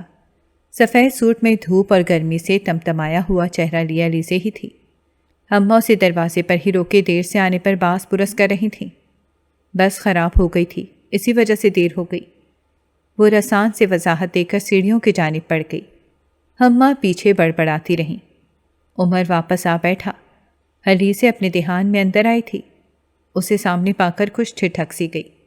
السلام علیکم، وہ رسان سے بولا تھا۔ وہ چونکی، پھر سپاٹ انداز میں جواب دیتے چادر اور بیگ اتار کر رکھنے کے بعد وہ ہاتھ دھونے واش روم میں بھاگی۔ عمر کی نگاہ ڈائننگ ٹیبل کے آئینے میں دکھائی دیتے اپنے عکس پر جا ٹھہری۔ اس کے چہرے پر عجیب سی یاسیت تھی۔ اس اچانک ہونے والے سامنے نے بھی علیزے کے چہرے پر یہ خوشی یا مسرت کا کوئی رنگ نہیں بکھیرا تھا۔ یقیناً اس کے نزدیک کچھ اہمیت ہی نہیں رکھتا تھا، اور رکھتا بھی کیوں؟ وہ ایک بے حد عام سا انسان تھا، اور وہ کسی ریاست کی شہزادی لگتی تھی جسے قسمت کی ستم ظریفی نے اپنے بے رحم تھپیڑ سے یہاں لا پھینکا تھا۔ وہ علیزے کے رویے سے شاکی نہیں تھا، وہ اپنی جگہ پہ بالکل درست تھی۔ کاش اسے پہلے اماں اور آپا کے اس منصوبے کا پتہ چل جاتا تو وہ صاف منع کر دیتا۔ عین مہندی کی رات جب وہ گھر پہنچا تھا تب اس کے سر پر یہ بم پھوڑا گیا تھا۔ وہ کیا کر سکتا تھا؟ وہ بھی صورت جب کہ اماں اور آپا نے ہمیشہ اسے دبا کر رکھا تھا۔ اسے ان کی کسی بھی بات سے اختلاف کی ہمت ہی کب تھی؟ جب تعلیم مکمل ہونے کے بعد قسمت سے اسے گورنمنٹ آفس کی جاب ملی تو اس سے 3 سال پہلے ہی سیما ملازمت کر رہی تھی، اور اس سے 3 سال بڑی تھی، مگر طرح دار تھی اور بننے سنورنے کا سلیقہ تھا، جب بھی خود پہ بے حد توجہ دیتی۔ اس پاس کے گھروں رشتہ داروں کے منہ سے بھی اس نے متعدد بار اماں اور آپا کے لیے اخلاقی سوز باتیں سنی تھیں جو اسے شدید ناگواری میں مبتلا تو کرتی تھیں، مگر وہ باس پرس کا حق محفوظ نہیں رکھتا تھا۔ ایک بار اپنے کزن سے اس کی کسی بات پہ تکرار ہو گئی اور فہد نے اسے منہ کی مار مار کر چپ کروا دیا تھا۔ اوہ بس کر، تو بڑا یا شریف، تیری بہن جتنی پاک باز ہے نا سب جانتا ہوں، اتنی جگہ تو اس کے موش کے چلے ہیں، لوگوں کو الو بنا کر لوٹنا تمہاری آپا کے بائیں ہاتھ کا کھیل ہے، اور تیری اماں پورا ساتھ دیتی ہے اس کا۔ فہد کی ایسی کئی اور باتوں نے اس کا گرم خون کھولا دیا تھا، اور بات لڑائی اور مار کٹائی تک جا پہنچی تھی۔ پورے خاندان میں اس لڑائی اور اس کی وجہ نے ہفتوں گردش کی تھی، اور اماں نے الٹا اسے ہی رگیدا تھا۔ مجھے ضرورت کیا تھی اس کے منہ لگنے کی؟ گند کو چھیڑ کر چھینٹے پڑوانے والی بات یہ؟ اس نے جواب میں ان باتوں کی وضاحت مانگ لی تھی۔ بس پھر تو اماں اور سیما نے جو لتے لیے اس کی اسے جان چھڑانی ہو گئی۔ وہ کبھی ان باتوں کا یقین نہ کرتا اگر وہ خود سیما کو 2-3 بار بہترین گاڑی میں ہر مرتبہ کسی نئے چہرے کے ساتھ نہ دیکھ لیتا۔ سیما کا وتیرہ ہی یہی تھا، وہ مردوں کی آنکھ میں آنکھ ڈال کر بات کرتی اور اداؤں کے جال میں پھانس کر اپنا مقصد حل کرتی تھی۔ اچھی شکل کا وہ بھرپور فائدہ اٹھا رہی تھی۔ پھر اسد جیسا بیوقوف ہاتھ لگا تو اس نے دونوں ہاتھوں سے اسے لوٹنے کا فیصلہ کر لیا۔ سونے پی سہاگا شادی کے موقع پر ایسی شرط رکھ دی۔ وہ اپنے ساتھ ساتھ اس گنگا سے اپنے گھر والوں کو بھی فیضیاب کرنا چاہتی تھی۔ عمر کی شادی اسد کی بہن سے ہونے کی صورت ان کا گھر بہترین جہیز سے بھر جاتا۔ سونا، نقدی اور جو مکان وغیرہ حصے میں آتا وہ الگ۔ اندھا کیا چاہے تو آنکھیں کہ مترادف اماں کو یہ اسکیم بے حد بھائی، اور یہ عمر کو مطلع کیے بغیر ہی سارا معاملہ طے کر لیا گیا کہ اسد تو پوری طرح مٹھی میں آ ہی چکا تھا۔ یہ کچھ پیسے رکھ لیں۔ اگلے دن اتوار تھا اور وہ گھر پر ہی تھا۔ ناشتے کا کام نپٹا کر اس نے مشین لگا رکھی تھی۔ اپنے ہفتے بھر کے دھونے والے کپڑے لینے کمرے میں آئی تو عمر جیسے اس کا منتظر تھا۔ علیزے نے حیران ہو کر اس کے بڑھائے ہوئے نوٹوں کو دیکھا تھا۔ یہ کس لیے؟ اس کی سبھی پیشانی پر شکنیں پڑنے لگیں۔ پڑتی ہیں تو ظاہر ہے ضرورت تو پڑتی ہوگی۔ وہ آہستگی سے بولا۔ پتہ نہیں وہ اس سے نظریں چرا کر ہی کیوں بات کرتا تھا۔ بڑی جلدی خیال نہیں آ گیا آپ کو میری ضرورتوں کا؟ وہ نہ چاہتے ہوئے بھی تلخ ہو گئی۔ آئی ایم سوری، مجھے احساس تھا۔ مگر وہ ہچکچایا تو علیزے نے استفہامی نظروں سے اسے دیکھا، مگر وہ وضاحت چاہ رہی تھی۔ عمر جذبز ہونے لگا۔ اب اسے کیا بتاتا کہ اس کی اس ناگواری سے خائف تھا۔ مجھے ضرورت نہیں ہے آپ کے پیسے کی، سنبھال کر رکھیں، آپ کی ماں بہنوں کے کام آئیں گے۔ اسے خوامخواہ غصہ آنے لگا۔ ان کے ساتھ ساتھ آپ بھی میری ذمہ داری ہیں، مجھے اپنے حقوق تو ادا کرنے دیں۔ وہ نرمی سے جھنجھلایا تھا۔ علیزے چونک گئی۔ کس قسم کے حقوق کی ادائیگی کرنا چاہتے ہیں میرے ساتھ؟ کس قسم کے حقوق کی ادائیگی کرنا چاہتے ہیں میرے ساتھ؟ جو کچھ ہو رہا ہے یہاں جانتے ہیں نا سب۔ کر سکتے ہیں میرا دفاع؟ اس کا کاٹدار طنزیہ لہجہ عمر کا چہرہ واضح طور پر پھیکا کر گیا۔ اسی لیے میں آپ کو ساتھ لے جانا چاہا تھا۔ آپ کے خیال میں یہ مسئلے کا حل تھا؟ وہ چڑخی۔ پھر کیا چاہتے ہیں آپ؟ وہ عاجز آ گیا۔ کم از کم آپ سے کچھ نہیں، بس اپنے کام سے کام رکھیں۔ وہ اپنا غبار اس پر نکال کر الماری کھول کر کپڑے نکالنے لگی۔ عمر نے ہونٹ کاٹے تھے۔ پیسے واپس رکھنے کو اس نے کرتے کی جیب سے والیٹ نکالا تو والیٹ کے ساتھ کوئی اور چیز بھی جیب سے نکل کر نیچے گری تھی اور لڑکتی ہوئی کچھ دور چلی گئی۔ پختہ فرش پر پلاسٹک کی ڈبیا کی آواز کا ارتعاش گونجا۔ عمر کے ساتھ علی سے بھی متوجہ ہوئی۔ دل شیپ میرون کلر کی چھوٹی سی ڈبیا کا ڈھکن کھلا تھا اور نازک سی گولڈ کی رنگ علیزے کے قدموں سے کچھ فاصلے پر گر کر ساکن ہو گئی۔ عمر نے یہ انگوٹھی علیزے کی رونمائی کے لیے بہت چاہت سے خریدی تھی، مگر اپنے سے بہت اونچے مقام کی دلہن کے چہرے پر اپنے لیے ناگواری کے تاثرات نے بھی تو اسے پیش رفت کی ہمت نہیں کرنے دی تھی۔ وہ جو پہلے ہی ماں اور بڑی بہن کے بے تحاشا دباؤ میں پل کر بڑا ہوا تھا اور ایک دبی ہوئی شخصیت کا مالک تھا، اتنی شاندار لڑکی کے قابل ہرگز بھی خود کو نہیں پاتا تھا۔ جب ہی اس کا تعلق ایک کشیدگی اور تناؤ کا شکار ہو کر رہ گیا۔ علیزے نے انگوٹھی سے نگاہ ہٹا کر عمر دراز کو دیکھا۔ وہ ہونٹ بھیجے کچھ مضطرب سا لگا۔ ماں، وہ جھکا اور انگوٹھی کے ساتھ ڈبیا اٹھا کر انگوٹھی کو بند کیا اور والیٹ کے ساتھ ڈبیا بھی ڈریسنگ کا دراز کھول کر بے دلی سے اس میں پھینکی اور خود پلٹ کر باہر نکل گیا۔ اس کے چلے جانے کے بہت دیر بعد بھی علیزے بہت دیر تک اسی پوزیشن میں کھڑی رہی۔ اس کے ہونٹ بھیجے ہوئے تھے اور چہرہ جانے کسی جذبے کے تحت سرخ ہو رہا تھا۔ اس نے ہیئر برش اٹھانے کو ڈریسنگ ٹیبل کی دراز کھینچی تو نگاہ انگوٹھی کی ڈبیا کے ساتھ پڑے ہوئے ہرے نوٹوں پر جم کر رہ گئی۔ عمر دراز پیسے اور رنگ وہیں چھوڑ گیا تھا۔ دانستہ یا بھول کر وہ سمجھ نہ سکی۔ کچھ دیر ساکن سی بیٹھی رہی، پھر جانے کس جذبے کے تحت رنگ کیس اٹھا کر کھولا۔ سرخ دہکتے نگینے سے مزین بے حد نفیس ڈیزائن کی نازک سی انگوٹھی جگر جگر کر رہی تھی۔ اس نے احتیاط سے نکالی اور ہاتھ کی تیسری انگلی میں پہن لی۔ کچھ ڈھیلی تھی مگر اس کے گداز دودیا ہاتھ میں بے حد جچی تھی۔ کل جانے سے قبل وہ مارکیٹ سے اسپیشل اس کے لیے شاپنگ کر کے لایا تھا۔ 3-4 موسم کی مناسبت سے خوشنما رنگوں کے سوٹ اور ساتھ میں 2 نازک سی سینڈلوں کی جوڑیاں۔ اس نے شاپنگ بیگ لا کر اس کے پاس بیڈ پر نیچے رکھا تو وہ نوٹس بنانے میں مہو تھی۔ چونک کر متوجہ ہوئی۔ یہ آپ کے لیے ہے، رکھ لیں پلیز۔ کیا ہے یہ؟ وہ حیران ہوئی۔ کھول کر دیکھ لیں۔ عمر دراز صوفے پر بیٹھ کر جھک کر جوتے کھول رہا تھا۔ علیزے نے شاپر الٹ دیا۔ اس زحمت کی کیا ضرورت تھی؟ تو ایک دم بے حد سنجیدہ نظر آنے لگی۔ پھر کیا کرتا؟ پیسے آپ نے لیے نہیں تھے، وہ مدھم سا بولا۔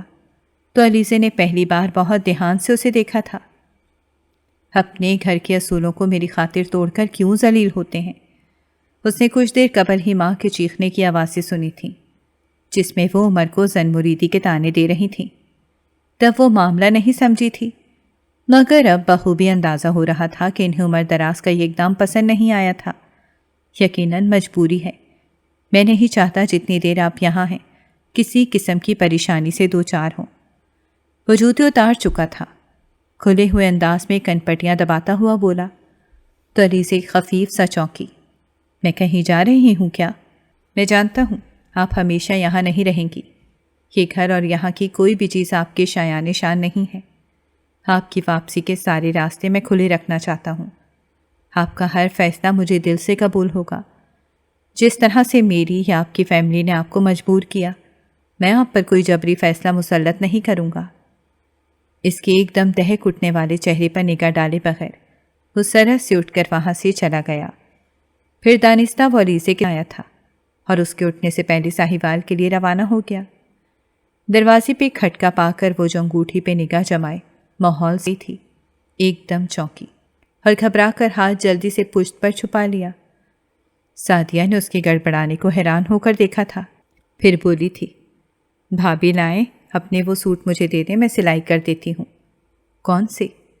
وہ بیزاری سے بولی، جو کل بھائی آپ کے لیے لائے ہیں۔ میں سلائی سینٹر جاتی ہوں نا، نئی ڈیزائننگ کی سلائی کروں گی، وہ جوش سے کہہ رہی تھی۔ علیزے نے نخوس سے سر چٹک دیا، مجھے نہیں سلوانے۔ کیوں بھابھی؟ میں نے اپنے اور اماں کے بھی سلائی کرنے ہیں، بھائی ہمارے لیے بھی لائے تھے نا۔ تو اماں اور سیما سے یکسر مختلف مزاج رکھتی تھی، معصومیت سے بتا رہی تھی۔ بس ابھی مجھے ضرورت نہیں ہے سعدیہ، تم جاؤ۔ اس نے جان چھڑائی تھی۔ سعدیہ بے دلی سے مڑی۔ سنو سعدیہ، تم سلائی سینٹر کیوں جاتی ہو؟ پڑھائی چھوڑ دی کیا؟ جی بھابھی، بس انٹر کیا، پڑھائی میں دل نہیں لگتا تھا۔ سپلی آئی تھی انگلش میں تو اماں نے اٹھا لیا پڑھائی سے اور سلائی سینٹر ڈال دیا۔ اب تو مجھے 2 سال ہو گئے ہیں سلائی سیکھتے، ایکسپرٹ ہو گئی ہوں اپنے کپڑے سی کر۔ آپ کو دکھاؤں گی، اگر پسند آ جائیں تو سلوا لیجئے گا۔ تم پڑھائی دوبارہ اسٹارٹ کیوں نہیں کرتی سعدیہ؟ وہ میں نے بتایا نا کہ مجھے مشکل لگتی ہے انگلش۔ سعدیہ گڑبڑا سی گئی۔ میں تمہیں ہیلپ کروں گی، ڈونٹ وری۔ اگلے مہینے ایگزام ہو رہے ہیں، 2nd ایئر کے، تم کلیئر کر کے پھر کالج میں ایڈمیشن لے لینا، ٹھیک ہے؟ جی جی، سعدیہ نے گھبرا کر کہا اور پلٹ کر بھاگ گئی۔ علیزہ آہستگی سے مسکرا دی۔ وہ اماں کو بتا کر مما کی طرف چلی آئی۔ کچھ دنوں میں اس کے ایگزام شروع ہو جانے تھے، پھر نکلنا مشکل ہو جاتا۔ اسد اور سیما ابھی تک واپس نہیں آئے تھے، ان کا ٹور کچھ اور طویل ہو گیا تھا۔ بزنس ایک بار پھر مینیجر کے رحم و کرم پر تھا، اور مما اسد کی اس لاپرواہی پہ پریشان ہونے اور کڑنے کے سوا کچھ نہیں کر پا رہی تھیں۔ آپ ورشے کے لیے کوئی مناسب رشتہ دیکھ کر اس کی بھی شادی کر دیں مما۔ ان کی تمام شکایتوں اور پریشانیوں کا اس کے پاس یہی مناسب حل تھا۔ میں کوشش تو کر رہی ہوں بیٹا، مگر اچھے رشتے اتنی آسانی سے تھوڑی ملتے ہیں۔ خیر چھوڑو ان باتوں کو، یہ بتاؤ عمر کا رویہ تمہارے ساتھ کیسا ہے؟ یہ وہ سوال تھا جو ہمیشہ اس کے ہونٹوں پر کفل ڈال دیتا تھا۔ رات کو جب وہ سونے کے لیے اپنے کمرے میں آئی تو جانے کہ اس کی آنکھیں اپنی قسمت کے اس چکر پہ بھیگنے لگیں۔ بہت دیر تک وہ بستر پہ کروٹیں بدلتی رہی۔ اے سی کی کولنگ اور نرم گداز بیڈ، پرسکون ماحول، مگر اسے نیند نہیں آ رہی تھی۔ اب وہ شاید ان سہولتوں اور ٹھاٹ کی عادی نہیں رہی تھی۔ یہ بھی ایک مذاق ہی تھا۔ اسے ہنسی آ گئی جب ہی سیل فون کی بپ پر وہ چونکی۔ کسی انجان نمبر سے کال تھی۔ اس نے کسی قدر تذبذب سے کال ریسیو کی۔ ڈسٹرب تو نہیں کیا؟ سلام کے بعد وہ بہت رسان سے پوچھ رہا تھا۔ وہ حیرت کی زیادتی سے اٹھ کر بیٹھ گئی۔ میرا نمبر کس سے لیا آپ نے؟ اسد بھائی سے، ایکچولی آپ کی خیریت دریافت کرنا چاہتا تھا۔ اس کے لہجے میں واضح گریز تھا۔ علیزہ نے ٹھنڈا سانس بھرا۔ سعدیہ بتا رہی تھی آپ اسے انگلش کے پیپر کی تیاری کرا رہی ہیں۔ کیا مجھے ایسا نہیں کرنا چاہیے تھا؟ وہ سرد آواز میں بولی تو وہ گڑبڑا سا گیا۔ ارے نہیں، مجھے تو بہت اچھا لگا۔ میرے کہنے پر تو وہ کبھی مانی ہی نہ تھی۔ میں تو آپ کا مشکور ہوں، اس کی ضرورت نہیں ہے۔ اس نے آہستگی سے کہا تو دوسری سمت یا کانک خاموشی چھائی۔ کب تک ادھر رہنے کا ارادہ ہے آپ کا؟ اس کا انداز کس قدر جھجکا ہوا تھا۔ کیوں پوچھ رہے ہیں؟ اس نے نروٹھے پن سے کہا تو وہ شاید دوسری جانب مسکرایا تھا۔ مجھے گھر کا چکر لگانا تھا، جب آپ آ جائیں گے تب میں بھی۔ آپ مجھ سے بندے تھوڑی ہیں، آنا ہے تو آ جائیں۔ پہلے ہی آپ کی اماں کو کم شکایتیں نہیں ہیں مجھ سے۔ اس کی بات قطع کر کے وہ غصے سے کہہ گئی تو وہ ایک دم خاموش ہو کر رہ گیا تھا۔ آپ ٹھیک کہتی ہیں۔ اوکے، میں لگا لوں گا چکر، آپ آرام کریں۔ میں نے یقیناً ڈسٹرب کر دیا آپ کو۔ اگلے لمحے بے حد تکلف آ گیا تھا اس کے لہجے میں۔ علیزے نے حیران ہو کر سیل فون کو دیکھا جہاں رابطہ منقطع ہو چکا تھا۔ اسے کاندھے اچکائے اور سیل فون رکھ کر کروٹ بدل لی۔ پتہ نہیں وہ کیوں سلگ اٹھی تھی۔ عمر بھائی آئے ہوئے ہیں آپ کو لینے۔ وہ یونیورسٹی سے لوٹی تو ورشے کی اطلاع پر تھم سی گئی۔ دل کچھ عجیب انداز سے دھڑک اٹھا۔ کہاں ہیں؟ اس نے جگ سے پانی گلاس میں انڈیلتے ہوئے سوال کیا۔ ابھی آئے ہیں، مما کے ساتھ ڈرائنگ روم میں بیٹھے ہیں۔ کہاں جا رہی ہیں؟ سلام تو کرائیں پہلے۔ وہ اپنے کمرے کی جانب بڑھی تو ورشا نے ٹوکا تھا، سلام کہیں بھاگا جا رہا ہے؟ نہ تمہاری عمر بھائی، فریش تو ہونے دو مجھے۔ وہ بے نیاسی سے کہہ کر آگے بڑھ گئی، جبکہ ورشی اس پل وہاں آنے والے عمر دراز کے سامنے خفت زدہ سی کھڑی تھی۔ آپ بیٹھے نا بھائی، بجوا بھی آتی ہیں۔ وہ مؤدب سی ہو کر بولی۔ ہاں اچھا ورشے، آپ پلیز اپنی بچوں سے کہیں جلدی تیار ہو جائیں، اماں نے بلوایا ہے۔ وہ صوفے پر ٹکتا ہوا بولا تو ورشے گھبرا گئی۔ لیکن بھائی، مما تو کھانا تیار کرا رہی ہیں، کھا کر جائیے گا نا پلیز۔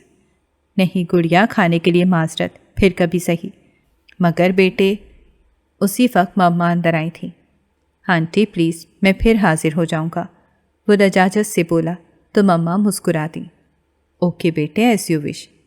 کچھ دیر بعد مما سے رخصت ہو کر علیزے اس کے ساتھ بائک پر آ کر بیٹھی تو موڈ کچھ آف تھا۔ خود عمر دراز بھی خاموش تھا۔ ایسی کون سی افتاد آ گئی تھی اچانک؟ وہ بھڑکی۔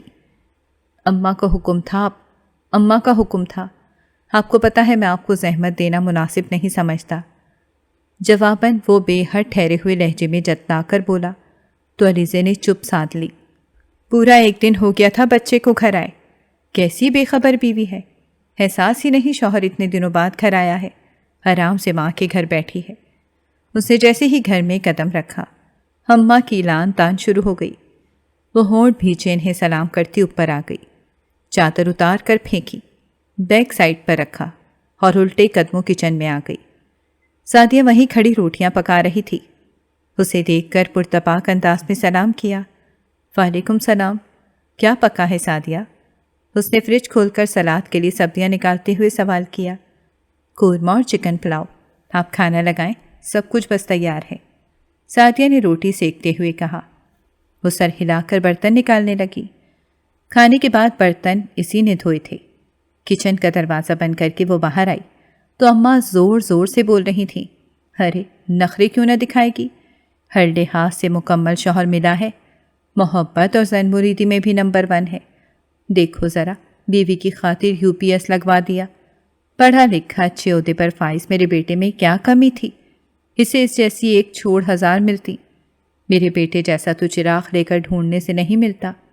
اور یہ آخری جملہ ہر آئے گئے کے آگے بہت فخر سے دہراتی تھی، مگر آج اسے ہمیشہ کی طرح غصہ آنے کے بجائے ہنسی آ گئی تھی۔ اس میں تو شک نہیں تھا، ان کے بیٹے نے UPS اس کی وجہ سے لگوایا تھا۔ اتنی کڑن تو اماں کا حق بنتی تھی۔ علیزے اسائنمنٹ بنانے میں مصروف تھی۔ جب بھاپ اڑاتا چائے کا مگ اس کے بالکل سامنے رکھ دیا گیا، اس نے چونک کر اسے اٹھایا۔ عمر دراز اس کے سامنے تھا۔ ہلکی بڑی ہوئی شیپ میں اس کی سانولی رنگت کچھ اور بھی سانولی لگ رہی تھی۔ آرمی کٹ ہیئر سٹائل اور نظر کا سلور فریم کا چشمہ اسے سوبر بناتے تھے۔ 6 فٹ سے نکلتا ہوا قد اور مضبوط جسم، اور اتنا بھی گیا گزرا تو نہیں تھا۔ وہ جانے کیوں اسے دیکھے گئی، میں نے سوچا آپ کو اس کی ضرورت ہوگی۔ کیا آپ ہر روز اتنی رات تک ہی پڑھتی ہیں؟ وہ فاصلے پر ہٹ کر صوفے پر جا بیٹھا۔ حلیسے چونکی۔ نہیں، روز تو نہیں۔ آپ ڈسٹرب ہو رہے ہیں تو لائٹ بند کر دیتی ہوں۔ نہیں، آپ بے فکر ہو کر پڑھیں، میرا ویسے بھی آج چھت پر سونے کا موڈ ہے۔ میں آپ کا بستر… وہ اٹھی تھی جب بے اختیار ٹوکتے ہوئے عمر نے اس کا ہاتھ پکڑ لیا، مگر احساس ہونے پر اگلے لمحے چھوڑ بھی دیا۔ سوری، مگر میرے لیے پلیز تکلفات میں نہ پڑا کریں، مجھے اچھا نہیں لگتا۔ اسے نظریں ہٹا کر بولا اور اسے گمسم چھوڑ خود باہر نکل گیا۔ حلیسے نے اس کے جانے کے بعد گمسم سی کیفیت میں اپنے ہاتھ کو دیکھا، جہاں اس کی سخت گرفت کا احساس ہلکی سرخی کی صورت رقم تھا۔ اس کے احساس نے جو شرارے وجود میں بھرے تھے وہ اسے مضطرب کر کے رکھ گئے۔ پھر وہ چاہنے کے باوجود پڑھ نہیں پائی تھی اور لائٹ آف کر کے سو گئی۔ رات کا ہی کوئی پہر تھا جب اس کی آنکھ کھلی۔ پیاس محسوس کر کے بستر سے اتری تو اندھیرے میں کسی شے سے الجھ کر بری طرح گری تھی۔ گرنے سے تو جو حواس مختل ہوئے سو ہوئے، خود کو کسی وجود سے ٹکرانے اور پھر اس کی باہوں کے حصار میں گھر جانے سے اسے دہشت نے جکڑ لیا۔ بے اختیار اس کے حلق سے ایک گھٹی ہوئی سی چیخیں نکل گئیں۔ مائی گاڈ علیسے، یہ میں ہوں، عمر دراز، پلیز ٹیک اٹ ایزی۔ اسے بری طرح سے جھٹکتے ہوئے وہ کرنٹ کھانے کے انداز میں پیچھے ہٹ رہی تھی کہ اسی اثنا میں آواز پہ وہ جیسے ایک دم ٹھنڈی پڑ گئی۔ عمر اسے آہستگی سے خود سے الگ کرنے کے بعد اٹھا، پھر سوئچ بورڈ کے نزدیک جا کر لائٹ آن کر دی۔ حلیسے ہنوز وہیں بیٹھ اور صوفے کے درمیان خالی جگہ پر بیٹھی گہری سانس لے رہی تھی۔ آئی ایم سوری، میری وجہ سے آپ کو پریشانی ہوئی۔ ڈر گئی تھیں آپ؟ وہ وہیں کھڑا کہہ رہا تھا۔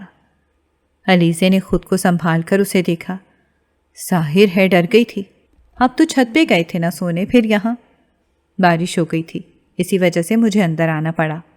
پھر بھی صوفے کے بجائے یہاں سونے کی کیا تک ہے؟ وہ ہجل سے ہو کر بکھرے بال سمیٹنے لگی۔ صوفے پہ سویا نہیں جاتا مجھ سے، جب ہی یہاں لیٹا تھا۔ اگین سوری، آپ کو زحمت۔ آپ اتنے فارمل کیوں ہو رہے ہیں؟ اٹس اوکے، بیڈ پہ لیٹ جائیں۔ سوری، مجھے خیال کرنا چاہیے تھا۔ تو کیا آپ یہاں نیچے لیٹیں گی؟ نہیں، یہ مناسب نہیں لگتا، وہ متامل سے بولا۔ حلیسے نے پلکیں اٹھا کر اسے دھیان سے دیکھا۔ اس کی رنگت پھر سرخ ہو گئی تھی۔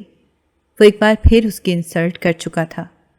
شاید وہ ان فاصلوں کو سمیٹنا ہی نہیں چاہتا تھا۔ اس کا جی چاہا کہ وہ اندر کی ساری جلن اس پر نکال دے، اسے بتائے کہ وہ اس کی بہن کی طرح کا مزاج نہیں رکھتی کہ ایک کے بعد ایک دوسرا مرد بدلتی پھرے، مگر اس طرح تو اسے خود بتانے والی بات تھی کہ وہ اس کی پیش رفت کی منتظر ہے۔ وہ کیوں اس پہ اس کی اہمیت آشکار کرے جبکہ وہ اسے اس کا حق دینے پہ آمادہ نہیں تھا؟ میں خواہ نیچے سوں گی، آپ کی طرح عالم چنہ کی جانشین تھوڑی ہوں کہ اس صوفے پہ پوری نہ آ سکوں۔ اسے نارمل انداز میں بات کرنے کو باقاعدہ خود پہ جبری کرنا پڑا تھا۔ عمر دراز جیسے ممنون ہو کر رہ گیا۔ کہاں جا رہی ہیں آپ؟ اسے باہر جاتے دیکھ کر وہ چونکا۔ پانی پینے، پیاس کی وجہ سے ہی تو آنکھ کھلی تھی میری۔ رکیں، میں لے کر آتا ہوں، باہر اب بھی بارش ہو رہی ہے۔ نہیں، میں چلی جاؤں گی، مجھے کسی کو اپنے لیے زحمت دینا پسند نہیں ہے، وہ سختی سے کہہ کر دروازہ کھول کر چلی گئی۔ عمر دراز حیران کھڑا تھا۔ پھر وہ بہت سارے دن بہت خاموشی سے گزرتے چلے گئے۔ اس نے سعدیہ کی بہت اچھی تیاری کرائی تھی۔ اس کے ایگزام کے بعد علیسے کے اپنے امتحان شروع ہو گئے۔ اسی دوران اسد اور سیما ہنی مون سے واپس آ گئے تھے۔ وہ سب کے لیے تحائف لائے تھے۔ علیسے کو جو سوٹ پیس اس نے دیا وہ بے حد معمولی سا تھا۔ علیسے اس کی اپنے لیے قدورت کو جانتی تھی، جب ہی کچھ کہے بغیر خاموشی سے سوٹ رکھ لیا۔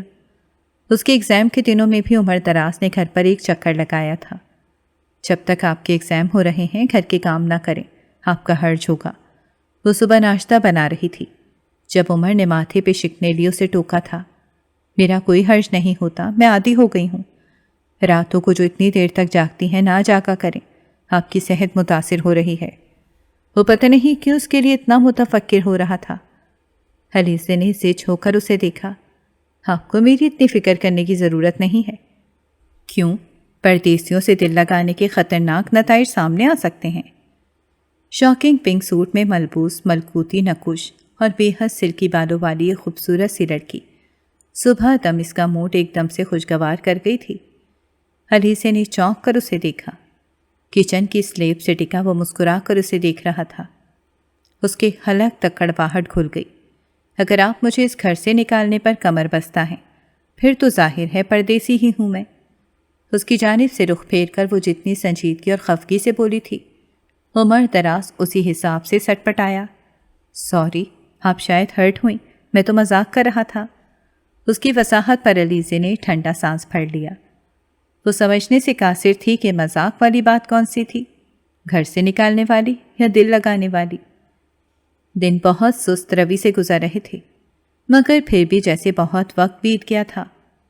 موسم بدلا، گرمیاں رخصت ہوئیں اور سردیاں شروع ہونے کو تھیں۔ عمر دراز کی وہی روٹین تھی۔ اب تو علیزے بھی اماں کی لان تان جھڑکوں اور سیما کی سازشوں کی جیسے عادی ہو گئی تھی۔ علیزے نے سعدیہ کا 3rd ایئر میں ایڈمیشن کرا دیا تھا۔ وہ باقاعدگی سے کالج جاتی، ٹیوشن اسے علیزے ہی دیتی تھی۔ اس جیسی پڑھائی کی چور لڑکی پر اسے خاصی زیادہ محنت کرنا پڑ رہی تھی۔ پھر ایک اور دھماکہ ہوا۔ سیما کا کسی بات پر رسد سے بھرپور جھگڑا ہوا اور وہ ناراضگی میں گھر چھوڑ کر واپس آ گئی۔ جھگڑے کی نوعیت کا کسی کو بھی پتہ نہیں چلا تھا۔ دونوں کسی کو کچھ بتانے پہ راضی نہیں تھے اور نہ ایک دوسرے کی شکل دیکھنے کے روادار تھے۔ دونوں گھرانے بھرپور ٹینشن کا شکار ہو کر رہ گئے تھے۔ سب سے زیادہ تاپ علیزے پہ ٹوٹا تھا۔ اماں اور سیما علیزے کو ہر صورت گھر سے نکالنے کے در پہ ہو گئی تھیں۔ وہی وٹے سٹے کی شادیوں والی روایتی سی نفرت، یعنی اگر ایک فریق کی غلطی ہے تو دوسرے سے لازمی وہی فیصلہ کرانا ہوتا ہے۔ علیزے اس جبری فیصلے پر احتجاج بلند کیے بغیر نہیں رہ سکی تھی۔ میں مما کے گھر نہیں جاؤں گی۔ کیوں نہیں جائے گی؟ جب میری بیٹی میکے کی دہلیز پہ آ کر بیٹھ سکتی ہے تو بھی جائے گی؟ چل، اماں نے اسے زور سے دھکیلا تھا۔ وہ لڑکھڑائی مگر خود کو سنبھال لیا تھا۔ آپ کی بیٹی کا جھگڑا ہوا ہے اماں، میرا آپ سے کبھی جھگڑا نہیں ہوا۔ تم مجھے تانے دے رہی ہو؟ اگر جھگڑا نہیں بھی ہوا تو بیوی، پھر بھی یہ سزا تو تمہیں بھگتنا پڑے گی۔ پٹے سٹے میں اسی طرح ہوتا ہے۔ سیما آنکھیں نکال کر ہررائی تھی۔ علیزے خوف سے سرد پڑنے لگی۔ وہ مزید کچھ نہیں بولی اور اپنے کمرے میں آ کر مکید ہو گئی۔ نیچے سیما اور اماں نے ایک طوفان مچا کر رکھا تھا۔ اس کا دل جانے کیا کیا سوچ کر گھبرانے لگا۔ کچھ نہ سوجھا تو مما کو فون کر لیا تھا۔ مما، یہ لوگ مجھے گھر سے نکال رہے ہیں، پلیز کچھ کریں۔ میں کیا کر سکتی ہوں بیٹے؟ ہم تو گویا کٹ پتلیاں ہیں جن کی ڈوریاں سفاک لوگوں کے ہاتھوں میں ہیں۔ مما خود بے حد دکھی تھیں، فون پر ہی رونے لگیں۔ میں ایسا کچھ نہیں چاہتی ہوں مما، میری زندگی تماشا بن رہی ہے۔ کل ان کی صلح ہو جائے گی تو یہ مجھے بھی واپس بھیج دیں گے، پھر لڑائی ہوئی تو مجھے پھر نکال دیں گے۔ وہ سسکنے لگی۔ مما اسے فون پر تسلی دلاسے دیتی رہیں، تم عمر سے بات کرو، وہ کیا کہتا ہے؟ اور علیزے کے اندر بے چارگی اتر آئی۔ اب انہیں وہ کیا کہتی کہ اس نے کبھی سے کوئی آس نہیں دلائی تھی۔ شام کے بعد رات اتر آئی، وہ کمرے سے نہیں نکلی۔ رونے سے اس کی آنکھیں سوج گئی تھیں۔ رات کا دوسرا پہر تھا جب اس کے کمرے کے دروازے پر دستک ہوئی۔ وہ ہڑبڑا کر اٹھ بیٹھی۔ سراغ لگنے سے قبل تک وہ نیچے سے مسلسل جھگڑے کی آوازیں سنتی رہی تھی، جس میں زیادہ تر اسد اور علیزے کو ہی کوسا جا رہا تھا۔ دستک دوبارہ ہوئی تھی، ساتھ میں عمر دراز کی آواز بھی سنائی دی۔ اسے دروازہ کھولنے کا کہہ رہا تھا۔ اس کے تن مردہ میں جیسے جان پڑ گئی۔ وہ سرحد سے اٹھی اور آگے بڑھ کر دروازے کا بورڈ گرا دیا۔ طبیعت ٹھیک ہے آپ کی؟ عمر دراز اس کی پورنم آنکھوں اور ستے ہوئے چہرے کو دیکھ کر بولا، جی، آپ کب آئے؟ ابھی کچھ دیر پہلے، اماں نے بلوایا ہے۔ وہ اندر آ گیا۔ علیزے کچھ سہر اس کی صورت تکنے لگی۔ جانے اب وہ کیا کہتا ہے؟ میں اسے بتا دوں گی کہ میں اپنا گھر برباد نہیں کرنا چاہتی۔ اس نے خود کو ڈھارس دی، مگر اس کی نوبت نہیں آئی۔ اگلے لمحے اماں اور سیما دندناتی ہوئی کمرے میں آن گھسی تھیں۔ ابھی نکالو اسے اس گھر سے باہر، اس کے بھائی کو فون کرو آ کر لے جائے اسے، میری بیٹی کو بھی اس طرح نکالا ہے۔ اماں چلانے لگیں۔ علیزے نے گھبرا کر انہیں دیکھا۔ عمر دراز ضرورت سے زیادہ سنجیدہ تھا۔ ہاں تو اور کیا، لینے آیا تھا اس کا بھائی، مگر یہ کمرے سے نہیں نکلی۔ سیما نے پھنکار کر کہا، میں نہیں جاؤں گی، میں کہہ چکی ہوں، وہ سخت کھو کر چیخی۔ عمر دراز نے ٹھٹک کر اسے دیکھا۔ کیسے نہیں جاتی؟ ابھی بتاتی ہوں تمہیں۔ اماں دل ملا کر اس پر چڑھ دوڑی، مگر عمر دراز نے بر وقت مداخلت کی۔ پلیز اماں آرام سے۔ کیا آرام سے؟ باہر نکالی سے، وہ غرائیں۔ عمر دراز انہیں ٹھنڈا کرنے کی کوشش کرتا رہا تھا۔ خاصی دیر تک جھگڑا ہوتا رہا۔ پھر سیما اور اماں صبح تک اسے مہلت دینے پر بامشکل رضامند ہو کر نیچے گئی تھیں۔ حلی سے حواس باختہ سی بیٹھی تھی۔ عمر دراز نے دروازہ بند کر کے اسے دیکھا اور گہرا سانس بھرا۔ آپ مجھے نکال دیں گے؟ وہ سرا سمگی سے استفسار کر رہی تھی۔ آپ کیا چاہتی ہیں؟ وہ رسان سے پوچھنے لگا۔ میں واپس نہیں جانا چاہتی، میں ہمیشہ یہاں رہنا چاہتی ہوں۔ اس نے لمحے بھر کی تاخیر کیے بغیر اپنا فیصلہ سنایا تو عمر دراز نے کچھ دیر تک خاموشی سے اس کا جائزہ لیا تھا۔ جذباتیت کے بغیر فیصلہ کریں علی سے، آپ کے لیے بہترین موقع ہے واپسی کا۔ آپ پر کوئی الزام بھی عائد نہیں ہوگا، آپ اپنی مرضی کی راہ چن لیں۔ علیزے نے ہرٹ ہوتے ہوئے اسے دیکھا۔ آپ مجھے رکھنا نہیں چاہتے ہیں نا؟ مجھے پتا تھا آپ نہ اپنی اماں اور بہن کے خلاف چل ہی نہیں سکتے۔ یہ بات نہیں ہے علیزے، میں نے آپ سے کہا تھا نا، میں واپسی کے راستے آپ کے لیے کھلے چھوڑنا چاہتا ہوں، کیونکہ میں سمجھتا ہوں کہ آپ کے ساتھ زبردستی کی گئی۔ یہاں کچھ بھی آپ کی شایان نشان نہیں ہے، اور زبردستی کے بندھن پائیدار نہیں ہوتے۔ جب دلوں میں گنجائش نہ ہو تو، مگر یہ میرا نصیب تھا، اور نصیب سے جھگڑا نہیں کیا جا سکتا۔ میں اپنے نصیب کے لکھے پر اگر شاکر نہیں تھی تو اب شاکی بھی نہیں ہوں۔ اور کس کے دل کی گنجائش کی بات کر رہے ہیں؟ اپنے؟ میں تو آپ کی بات کر رہا ہوں۔ میں تو آپ کو پہلی بار دیکھ کر ہی ماں، وہ ایک دم زبان دبا گیا۔ کچھ کھسیاہٹ کا شکار ہوتا ہوا علیزے نے چونک کر اسے دیکھا۔ کیا کہہ رہے تھے آپ؟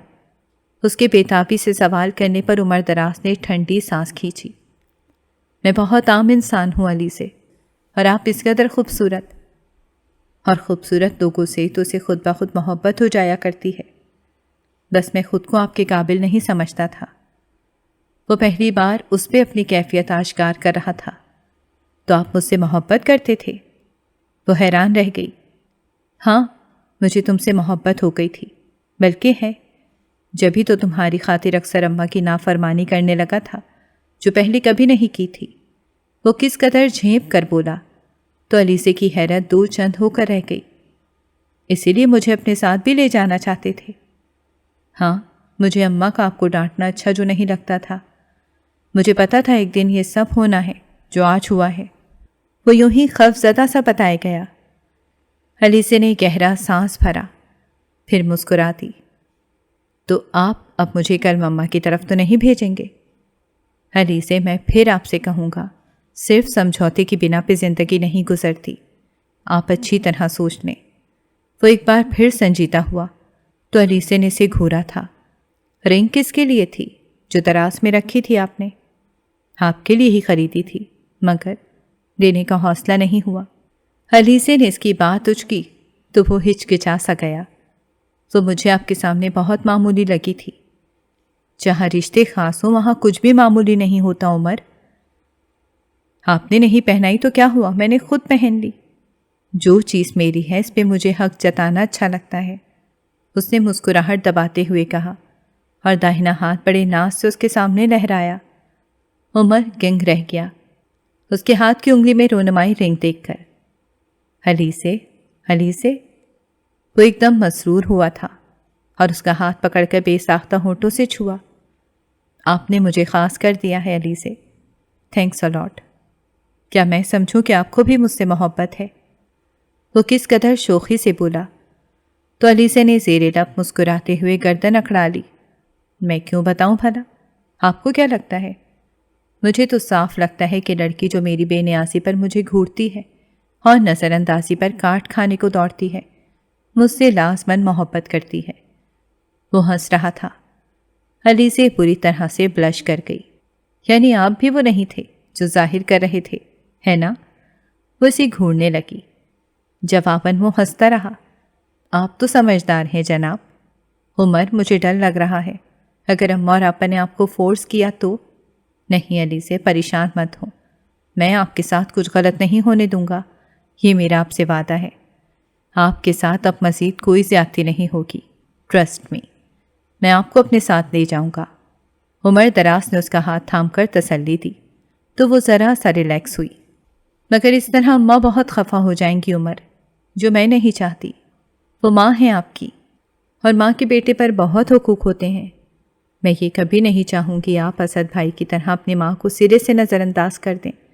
ایسا کچھ نہیں ہوگا جناب، اماں مجھ سے بہت محبت کرتی ہیں، اکلوتا بیٹا جو ہوں، جبھی تو ایک بہترین لڑکی تلاش کی ہے اپنے بیٹے کے لیے۔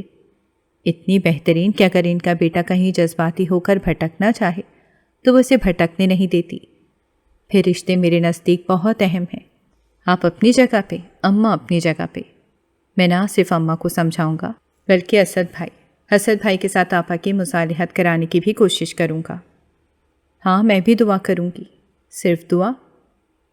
وہ بصورہ تو علی سے چونکی۔ اور کیا کروں آپ بتائیں؟ یار اپنے اس شوہر نامدار پہ بھی تھوڑی سی توجہ کی عنایت کر دو، اتنے مہینوں سے اسی نکاح کرم کا منتظر ہے۔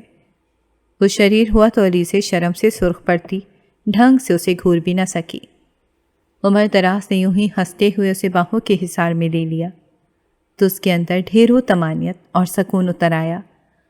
وہ اپنی فہم و فراست سے یقیناً ایک نہیں 2 گھر ٹوٹنے سے بچانے میں کامیاب رہی تھی۔